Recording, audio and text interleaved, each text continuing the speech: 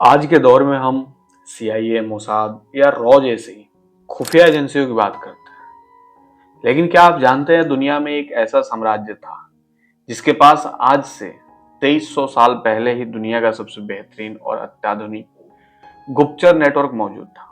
जी हाँ, हम बात कर रहे हैं मौर्य साम्राज्य की। और उनके इस अदृश्य साम्राज्य के निर्माता थे चाणक्य।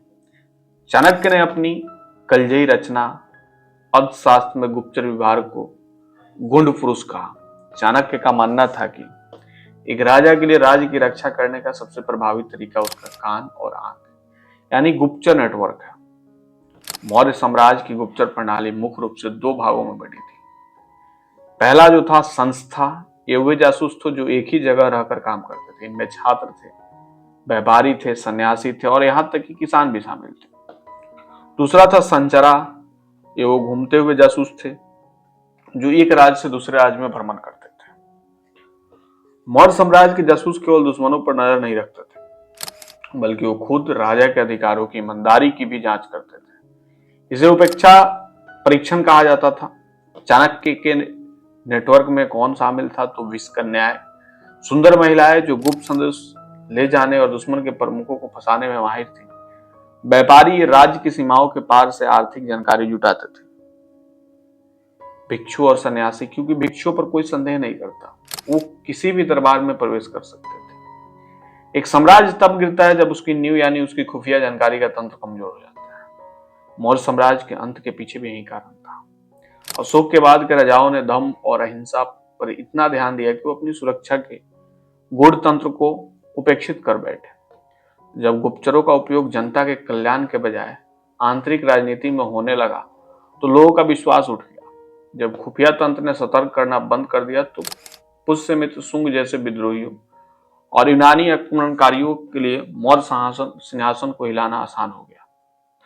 मौर्य साम्राज्य का पतन केवल हथियारों की कमी से नहीं, बल्कि सूचना की कमी से हुआ, जो कभी उनकी सबसे बड़ी ताकत थी। इतिहास हमें सिखाता है कि जिस राष्ट्र की इंटेलिजेंस सो जाती है उसका सूर्यास्त निश्चित है। निश्चित रूप से मौर्य साम्राज्य की गुप्तचर प्रणाली को और अधिक गहरा और प्रभावशाली बनाने के लिए यहाँ कुछ अतिरिक्त बिंदु दिए गए हैं, जिन्हें जैसे कि आप देख पा रहे होंगे। लेकिन एक सवाल उठता है, इतने विशाल साम्राज्य में सूचनाएं दिल्ली से पाटलिपुत्र या कंधार तक सुरक्षित कैसे पहुंची थी? मौर्यों की गुप्तचर प्रणाली आज के युग के इंस्क्रिप्शन जैसी थी। कूट संकेत, जासूसों को विस्पर प्रकार के संकेत, सांकेतिक भाषा और गुप्त संदेशों का प्रशिक्षण दिया जाता था। वे कबूतरों, परछन्न व्यापारियों और यहाँ तक कि मंदिरों के ध्वजों के जरिए भी संदेश भेजते थे। मनोवैज्ञानिक युद्ध, मौर्य साम्राज्य के पास मनोवैज्ञानिक जासूस थे। वे दुश्मन के राज्य में अफवाहें फैलाते थे ताकि दुश्मन की सेना का मनोबल टूट जाए। वे राज्य में गृह युद्ध जैसा माहौल बनाने में माहिर थे, जिससे बिना लड़े ही जीत हासिल की जा सके। चाणक्य का तंत्र इतना सख्त था कि वो जासूसों के ऊपर भी एक और जासूस रखते थे। एक जासूस को तो पता भी नहीं होता था कि उस पर नजर रखी जा रही है। इसे काउंटर इंटेलिजेंस का प्राचीन और अचूक रूप माना जाता है। मौर्य साम्राज्य के पतन का एक और सियासत था विभाजित निष्ठा। जब गुप्तचरों का उपयोग देश की सुरक्षा के लिए ना होकर राज्य के करीबियों को बदनाम करने या सत्ता के खेल में मोहरा बनाने के लिए होने लगा तो चाणक्य की बुनाई या रीढ़ की हड्डी टूट गई। जब जासूसों का नेटवर्क राजा के लिए काम करना बंद करके व्यक्तिगत स्वार्थ के लिए बिकने लगा तो साम्राज्य का पतन केवल समय की बात रह गई।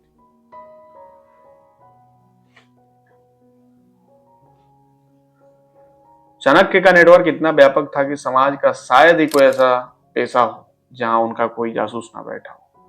अर्थशास्त्र में गुप्तचरों के 18 श्रेणियों का वर्णन मिलता है, जिनमें सामूहिक रूप से गुड पुरुष कहा जाता है। इसमें काप्टिक, ये वे जासूस थे जो राजा के वफादार छात्रों के भेष में होते थे। उदासीस्त, ये वे लोग जिन्हें सांसारिक जीवन त्याग दिया लेकिन वो वास्तव में राज्य के लिए काम कर रहे हैं। गृहपति, ये वो किसान थे जो अपनी जमीनों पर खेती करते हुए भी राज्य की गतिविधियों पर नजर रखते थे। वैदेहिक, घूमते हुए व्यापारी जो दूर दराज के राज्यों से खुफिया जानकारी लाने के लिए सबसे उपयुक्त थे। तापस, ये वे जासूस थे जो तपस्वी का वेश धारण करते थे, जिन्हें समाज में सबसे अधिक सम्मान मिलता था, इसलिए किसी भी घर में बिना किसी रोक टोक के प्रवेश पा सकते थे। सूचनाओं के इस विशाल महासागर को नियंत्रित करने के लिए मौर्यों के पास संचार प्रणाली थी। एक जासूस की रिपोर्ट सीधे राजा तक नहीं पहुंचती थी, बल्कि वो एक जटिल पदानुक्रम से होकर गुजरती थी। इसमें पहला चरण था जासूस अपनी रिपोर्ट संस्था के प्रमुख को देता था। दूसरा चरण था रिपोर्ट को डिकोड किया जाता था और उसकी सत्यता की जांच की जाती थी। तीसरा चरण था केवल छनकर आई महत्वपूर्ण सूचना ही चाणक्य का सीधे सम्राट तक पहुंचती थी। मौर्य साम्राज्य के पतन का एक गहरा कारण सूचना का अतिभार भी था। जब साम्राज्य बहुत विशाल हो गया तो सूचना को राजधानी तक पहुंचने में हफ्तों लग जाते थे। अशोक के समय का साम्राज्य तो शांतिपूर्ण था, केवल सीमाओं पर सूचना मिलते ही देवी ने बाहरी आक्रमणकारियों के लिए एक खिड़की खोल दी। और यहाँ पे हम लोग देखते हैं राजा की शक्ति उसकी भुजाओं में नहीं बल्कि उसकी गुप्तचर प्रणाली के कानों में होती है। यह दर्शकों को चाणक्य की बुद्धिमत्ता के प्रति अधिक आकर्षित करेगा।